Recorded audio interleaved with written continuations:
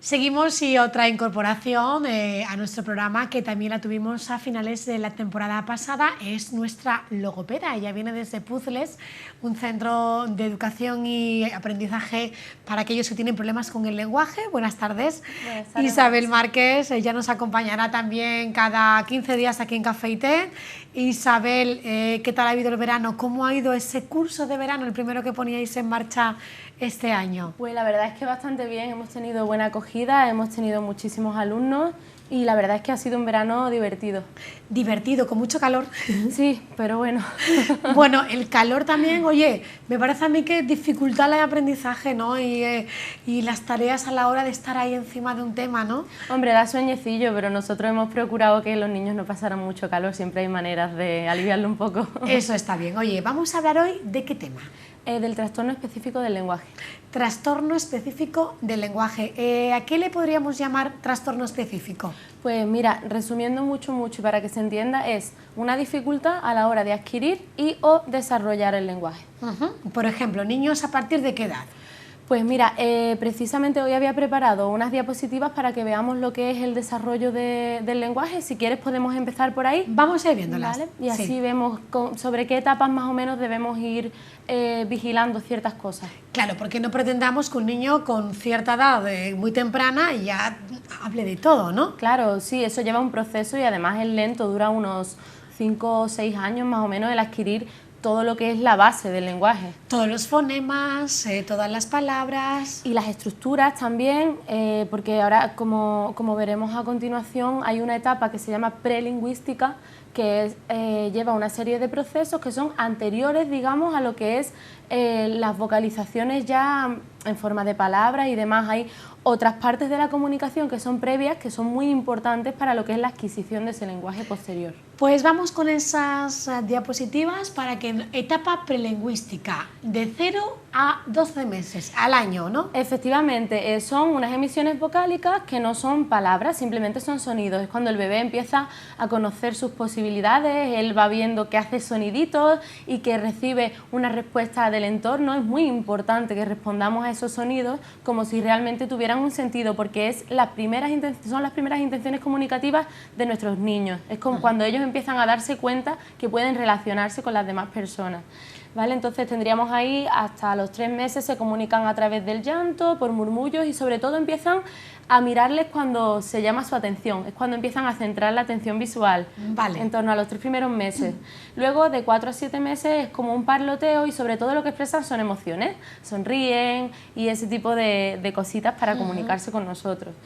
Y luego desde los 8 meses hasta el año ya empieza lo que es el balbuceo, las ecolalias, que son repeticiones, la jerga. No sé si has visto un vídeo que salen 2 bebés que parece que están manteniendo una conversación. Incluso, y en verdad lo que están es... Sí, están lo típico de los bebés, de mamá, papá, ¿sabes? No están diciendo nada, pero oye, se guardan los turnos y todo. Eso es la jerga, es como que parece que están hablando, pero no están diciendo nada. Que ya van iniciándose en eso. Sí, en lo que es la comunicación ya un poco más completa. Y ya en torno a entre los 8 y los 12 meses, cuando tú los llamas por su nombre, ya te suelen mirar, ya tienen asimilado cómo se llaman. Antes es muy raro, ¿no? Sí. Antes puede ser casualidad. Puede ser que han escuchado un estímulo auditivo y miran hacia de dónde viene la voz, pero no es porque sepan cómo se llaman. Vale, por su nombre entre los 8 y los 12 meses. Sí. Eso es la etapa prelingüística. A continuación pasaríamos ¿a qué etapa? Pues ya sería la etapa lingüística, que dura desde el año hasta los 6, ¿vale? Vamos a verlo. Entonces, desde el año al año y medio más o menos ya empiezan a utilizar un habla social, solamente palabritas, pero ya lo que, por ejemplo, cuando empiezan a decir mamá, papá, cuando ya quieren llamar la atención de la persona y saben que lo están haciendo. Empieza la imitación, ya hay veces que a lo mejor le decimos una palabra y ellos dicen algo similar. Claro. ¿Vale? Y empieza el juego simbólico. Muy importante esto, el juego simbólico es cuando, por ejemplo, cogemos un plátano y hacemos como que es un teléfono. Ah, vale. Vale, sería el ejemplo más sencillo de lo que es el juego simbólico. Es muy importante, digo esto, porque es uno de los principales rasgos que nos sirven para detectar un posible autismo. ¿Vale? Es una de las cosas que tienen afectadas los niños con autismo, el juego simbólico. Es decir, ellos no lo hacen. No. No hacen nada de juego simbólico. Sí, depende de la afectación que tengan, como siempre digo, pero normalmente es una de las cosas por las que nos damos cuenta. Si entre los 12 y los 18 meses tu hijo nunca ha emulado un juego a la hora de poner en práctica algo que relaciona con conversación ni con lenguaje... Y que sea capaz de imitarlo sobre todo, porque hay niños también que tienen un desarrollo un poquito más lento, igual tú se lo haces y sí que te imitan, entonces ahí es distinto. Pero es cuando el juego simbólico no es algo comprensible para ellos. De repente, eso, lo que has dicho. Sí, eso aparte de las otras cosas que hablábamos cuando hablamos del autismo y tal, es una cosa muy, muy relevante en el desarrollo de un niño. De los 18 a los 24 meses ya emplean frases con sentido. Sí, ya ahí se les empieza a entender, hacen construcciones un pelín más largas, 3 palabritas. Quiero un coche, sí. Quiero agua. Exactamente, digamos entre 2 y 3 palabras, algo ya que tú entiendes, un mensaje completo. Y empiezan a ampliar significativamente el vocabulario, es cuando ya empiezan a aprender muchas palabritas, ¿vale? Sobre todo palabras con significado, nombres, adjetivos, cosas así. Después, de 2 a 3 años. Tienen un lenguaje telegráfico, ¿vale? Lo que decíamos hace un momento de las palabras con significado, digamos que los determinantes y las preposiciones y tal los omiten porque son palabras de enlace, no tienen un significado real, y las frases son más tipo, pues, quiero coche blanco, cosas así que tienen mucho significado.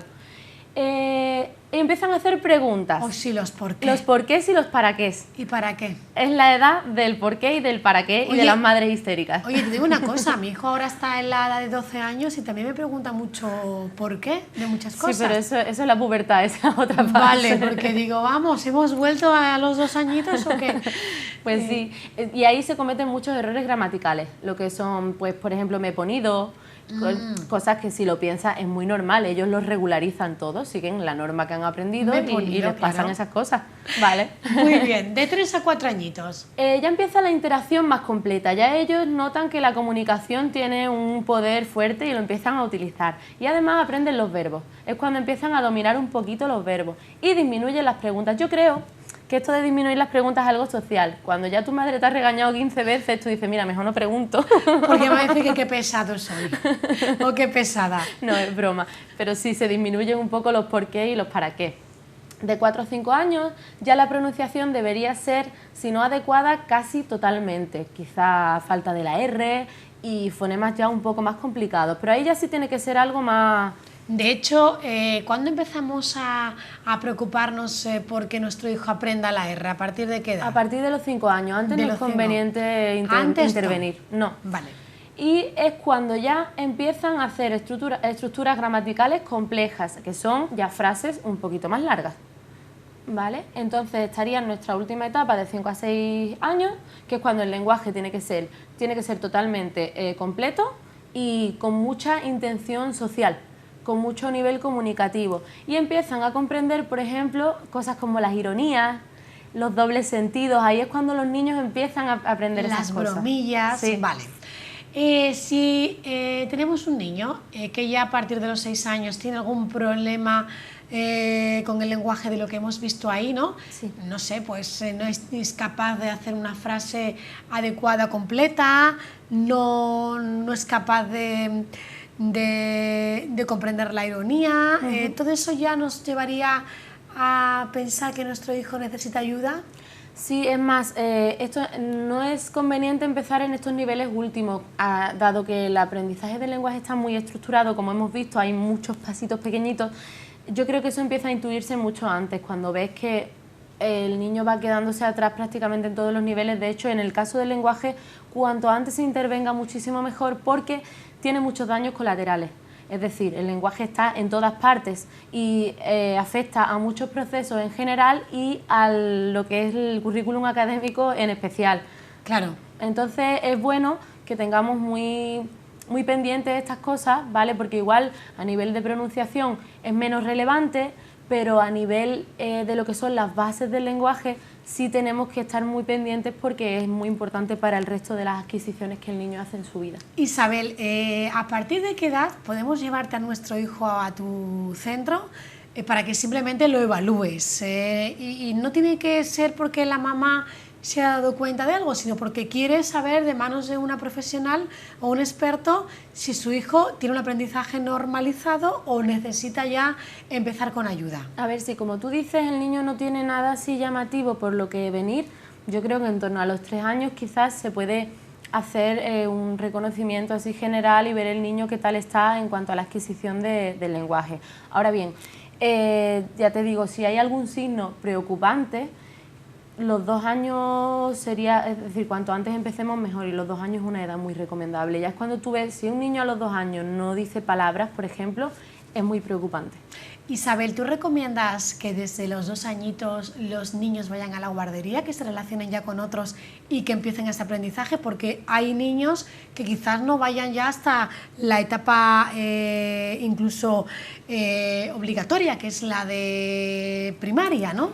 Mira, yo estoy muy a favor de la guardería porque pienso que los niños tienen que estar con niños. Si eres ama de casa y puedes dedicarte a tu hijo, obviamente tampoco con 2 añitos no hace falta tenerlos 6 horas fuera de casa, pero sí que es verdad que un par de horitas, 3, que se relacione con otros niños, que juegue, siempre va a ser un ambiente mucho más enriquecedor para el niño que lo que podamos aportarle simplemente nosotras como madres o los abuelos, que también en el caso del TEL, del trastorno específico del lenguaje, es muy importante tener en cuenta el ambiente sociocultural que tiene el niño.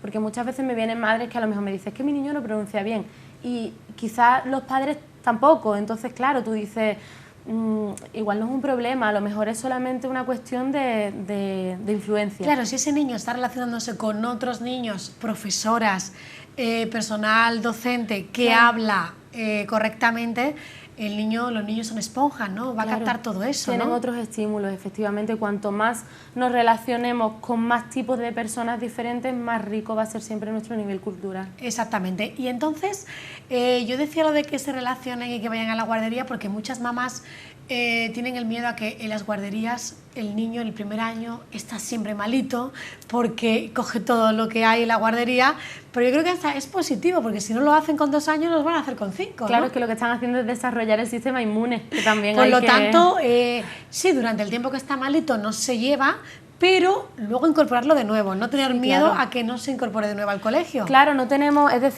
la obligatoriedad de lo que es, por ejemplo, la primaria, que tú dices, el niño falta una semana y se pierde un montón de cosas, ¿no? En la guardería, si falta una semana no pasa nada, ¿sabes? Luego vuelve y ya está, y sigue por donde estaba. Sí, sí, pero que no tengan miedo a eso y que, bueno, que son etapas que el niño tiene que pasar antes o después. Pues sí, es inevitable. Inevitable, sí. Que no porque evitemos guardería no lo vaya a pasar en primaria o en infantil, no. Va a caer igual, ¿no? Sí, o sea, yo pienso que cada niño tiene su sistema y que lo desarrolla de una manera. Hay niños que se ponen malos más frecuentemente y eso no tiene que ver tanto con la guardería como con su sistema inmune, ya está.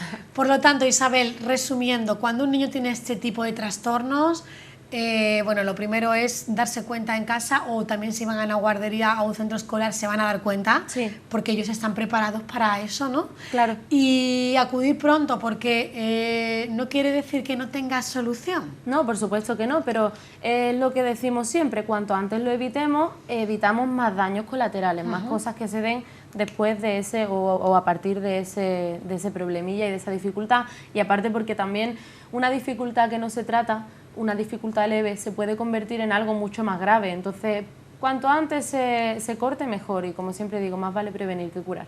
Sí, porque, por ejemplo, se me ocurre lo del tema de la R, ¿no? Si con prontitud a los 5 años nos damos cuenta y le ponemos remedio, será mucho más fácil que si lo hacemos con 15 o con 20. Claro, ten en cuenta que se da el fenómeno de la habituación. Si un niño lleva pronunciando la R de determinada manera un año en la vida de un niño de 6 años es un periodo larguísimo de tiempo.